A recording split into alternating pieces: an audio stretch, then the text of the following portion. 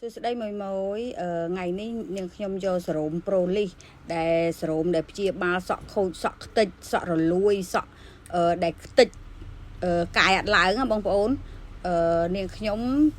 សក់ស្កើហើយទៅលាបទៅវារឹងវាសក់អត់សូវល្អអញ្ចឹង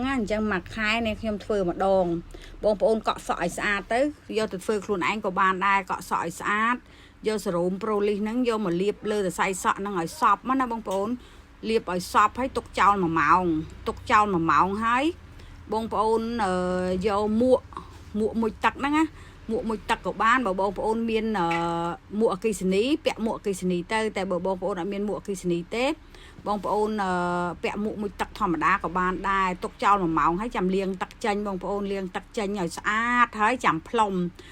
វាឲ្យគៀបមិនបាច់ប្រើភ្លើងខ្លាំងទេបងប្អូនប្រើភ្លើងតែត្រឹម200អីគៀបតែមួយឆាច់មកបានហើយដើម្បីឲ្យសេរ៉ូមនោះវាជ្រាបចូលក្នុងសរសៃសក់បងប្អូននេះមើល